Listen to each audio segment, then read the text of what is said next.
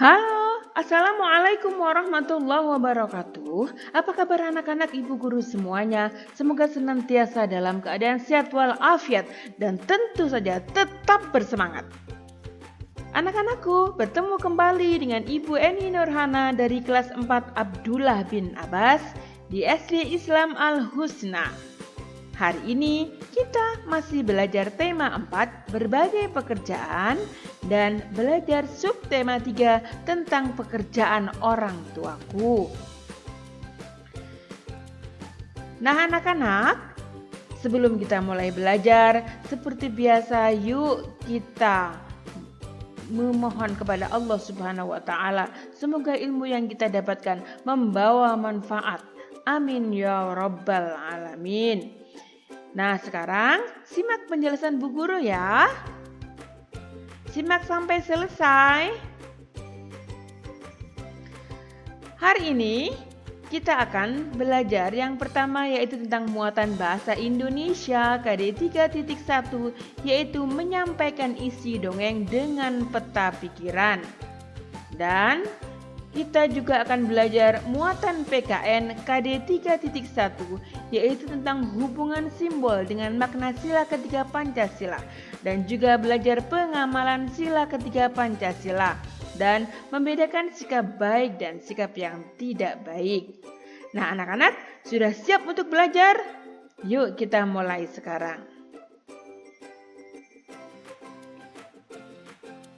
Nah, pertama kali kita akan belajar tentang dongeng. Apakah yang dimaksud dengan dongeng itu? Sebelumnya kamu pasti sudah pernah mendengarkan cerita tentang dongeng, ya kan?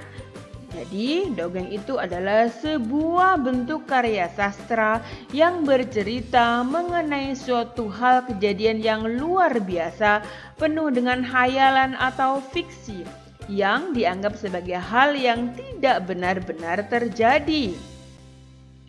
Nah, dongeng itu juga disebut sebagai bentuk cerita tradisional atau cerita yang disampaikan secara turun-temurun dari nenek moyang sejak dahulu kala. Dan fungsi dongeng itu sendiri adalah untuk menyampaikan ajaran moral. Ya, sehingga setiap dongeng pasti ada pesan moralnya dan ada pula dongeng yang berfungsi sebagai penghibur. Nah, pesan moral itu dapat diketahui dari kejadian-kejadian yang terdapat di dalam dongeng. Kita juga dapat menilai apakah pesan moral tersebut dapat diterapkan dan diteladani dalam kehidupan sehari-hari. Nah, untuk dapat menilai kejadian yang terdapat di dalam dongeng, kita perlu membaca dongeng tersebut dengan cermat. Nah, sekarang Bu Guru akan membacakan dongeng yang berjudul Burung Bangau dan Seekor Ketam. Ya, perhatikan ya.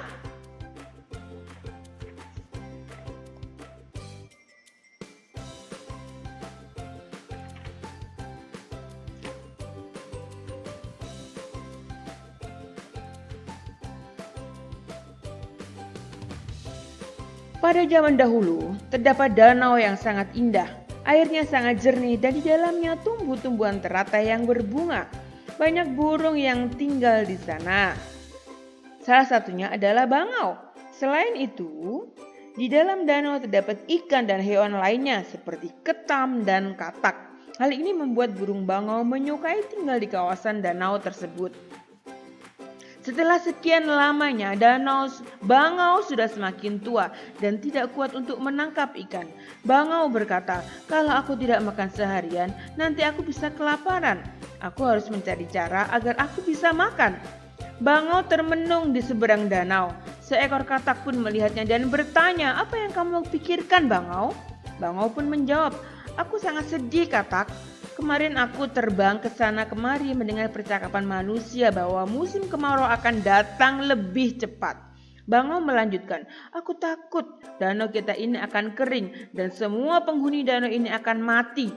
Bangau berbohong kepada katak. Bangau meminta bantuan katak untuk menyampaikan kabar tersebut kepada para penghuni danau. Katak pun mengangguk sebagai tanda setuju. Tanpa membuang waktu, katak pun melompat ke danau dan menyebarkan berita tersebut. Berita kemarau tersebut menyebar begitu cepat. Seekor ikan bertanya kepada bangau, "Apa idemu untuk menolong kita semua, bangau?" Bangau menjawab, "Aku punya satu ide, akan tetapi kalian mungkin tidak setuju." Seekor ikan bertanya, "Apa idemu itu, bangau? Cepat beritahu kami." Seolah-olah tidak sabar. Bangau menjawab, "Tidak jauh dari sini ada danau yang sangat indah dan dalam. Aku yakin danau tersebut tidak akan kering walaupun terjadi kemarau yang panjang." Ikan lainnya menjawab, "Kalau begitu, bawa kami ke sana." Bangau berkata, "Aku hanya bisa membawa seekor karena aku sudah tua dan aku tidak bisa membawa kalian lebih dari itu," jawab bangau. Setelah itu, bangau membawa seekor demi seekor penghuni danau dengan parungnya. Akan tetapi, bukannya membawa penghuni danau ke tempat tinggal yang baru, bangau tersebut malah memakannya. Bangau melakukan perbuatannya berulang-ulang sampai giliran seekor ketam atau kepiting. Ketam memiliki capit. Dengan demikian, bangau memakannya dengan menggunakan kaki-kakinya. Ketam berkata, "Di mana danau yang kau ceritakan tadi?" Bangau pun tertawa terbahak-bahak dan berkata, "Kali ini sudah saatnya kau menjadi santapanku." Mendengar jawaban bangau, ketam pun langsung menjepit paruh bangau agar ia tidak bisa memakannya. Bangau terluka dan terbang menjauhi ketam. Setelah itu, ketam pun kembali ke danau. Teman-temannya masih setia menunggu gilirannya. Ketam pun menceritakan kejadian yang sebenarnya. Semua penghuni danau bersorak gembira karena tidak dimakan oleh bangau yang tamak serta mementingkan dirinya sendiri. Sumber dari http www.dongenganakindonesia. Dongeng Burung Bangau dan Seekor Ketam. Dengan penyesuaian Ibu Guru mengambil dari buku tematik terpadu tema berbagai pekerjaan 4D. Nah, anak-anak, itulah tadi kisah bangau dan ketam. Nah, sekarang kita akan membuat peta pikiran untuk mengetahui unsur-unsur dari cerita tersebut.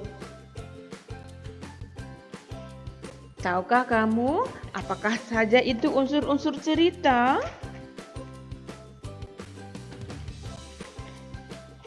Iya, unsur cerita yang pertama tentu saja adalah tema. Ya. Apakah yang dimaksud dengan tema? Tema itu adalah ide pokok dari cerita dan merupakan patokan untuk membangun suatu cerita. Nah, nanti kita akan membuat peta pikiran yang berisi tentang unsur-unsur intrinsik dari cerita Bangau dan Ketam itu. Yang pertama, kita tulis judulnya, ya. Ya, kemudian alurnya. Alurnya di sini ada awal cerita dan ada akhir cerita. Apakah yang dimaksud dengan alur? Alur itu adalah jalan cerita yang diurutkan berdasarkan sebab akibat maupun berdasarkan urutan waktu. Nah, ya kemudian ada tokoh atau penokohan. Ya, ini adalah proses penampilan tokoh dengan pemberian watak dan juga sifat. Siapa saja tokohnya tadi? Ada burung bangau, ada ketam, kemudian ada katak dan juga ada ikan. Dan ini kita isi latar dan atau tempat adalah menunjukkan di mana dan kapan rangkaian-rangkaian cerita itu terjadi. Dan yang terakhir, nanti wataknya juga bagaimana watak bangau itu diisi ya. Dan juga bagaimana watak katak dan juga wataknya ketam. Nah, apakah amanat dari cerita tersebut atau pesan moral dari cerita tadi? Ya, apa sih amanat itu? Amanat adalah pesan yang ingin disampaikan pengarang kepada pembaca melalui cerita yang dibuat. Ya, amanatnya apa ya? Iya, amanatnya adalah bangau itu tidak boleh rakus dan tamak. Karena kalau kita ingin mencapai sesuatu dengan niat yang tidak baik, maka ketidakbahagiaan yang akhirnya kita dapatkan. Ya, oke. Selanjutnya itu adalah contoh sikap yang tidak baik ya si bangau itu. Selanjutnya kita akan belajar tentang nilai Pancasila sila ketiga. Nah, sila ketiga Pancasila berbunyi Persatuan Indonesia dan memiliki simbol pohon beringin. Ya, sila ketiga Pancasila ini mempunyai makna bahwa rakyat Indonesia itu berlindung di bawah negara kesatuan Republik Indonesia. Ya, dan cinta damai dan persatuan dan juga tidak mementingkan kepentingan diri sendiri.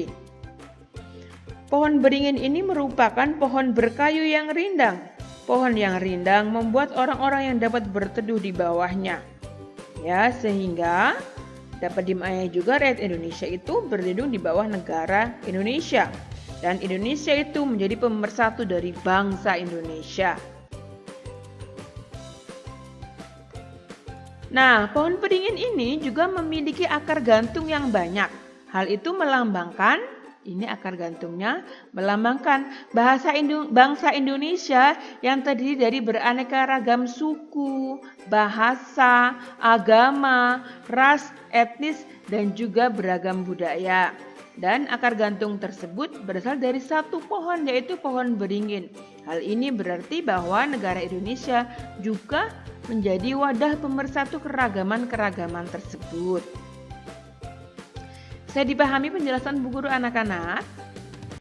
Yuk kita lanjutkan. Nah, berikut adalah contoh kegiatan sehari-hari yang mencerminkan pengamalan sila ketiga Pancasila di lingkungan keluarga. Ya, yang pertama, kita harus saling menyayangi, menghormati dan bekerja sama dengan anggota keluarga. Kedua, kita tidak boleh memaksakan kehendak kepada anggota keluarga yang lain. Dan juga selalu mendengarkan nasihat ayah dan ibu, ya.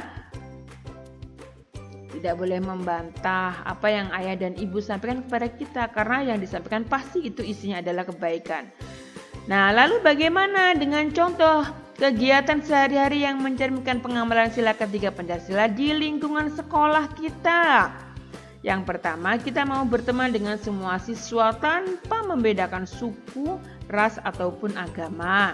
Kemudian kita juga harus menghormati guru, teman, dan warga sekolah. Siapa sih warga sekolah yang lain? Ada kepala sekolah, ada dari TU atau tata usaha, ada Pak Satpam, ada OB, ya. Kita harus saling menghormati dan menghargai. Dan kita juga harus menghargai pendapat teman pada saat kita berdiskusi. Bagaimana cara menghargai pendapat teman? Yang pertama adalah dengan tidak memotong pembicaraannya, tidak mencela apa yang diucapkannya, ya, dan bersabar untuk menjadi pendengar dari apa yang diucapkan oleh teman kita. Nah, yang ketiga adalah contoh kegiatan sehari-hari yang mencerminkan pengamalan sila ketiga Pancasila di lingkungan masyarakat. Yang pertama, kita adalah peduli terhadap masyarakat di sekitar kita. Ketika ada kegiatan membuat jalan, nah ini adalah membuat jalan, maka kita ikut membantu sesuai dengan kemampuan kita. Kalau kita bisanya membuat makanan, ya kita memberikan makanan atau minuman, ya. Kemudian ikut serta dalam menjaga keamanan lingkungan sekitar. Bagaimana caranya? Dengan mengadakan ronda, ya, atau memasang CCTV. Kemudian bisa juga dengan mewaspadai orang-orang asing yang masuk di lingkungan sekitar kita. Nah, yang ketiga, kita juga ikut serta dalam kerja bakti membersihkan lingkungan, ya, supaya lingkungan kita tetap asri, bersih dan sejuk, dan kita bisa mendapatkan hak kita, ya. Nah, kita juga harus bisa membedakan sikap yang baik dan sikap yang tidak baik. Sikap yang baik harus kita laksanakan dan sikap yang tidak baik harus kita buang jauh-jauh. Contoh sikap yang baik yang sesuai dengan sila pertama adalah berdoa sebelum dan setelah melakukan kegiatan. Dan yang tidak baik adalah tidak berdoa sebelum dan setelah melakukan kegiatan. Contoh yang sesuai dengan sikap sila kedua yaitu mengikuti kegiatan sosial di lingkungan sekolah dan rumah. Dan sikap yang tidak baik adalah tidak mau menolong orang yang sedang kesusahan. Ini adalah sangat tidak baik sekali.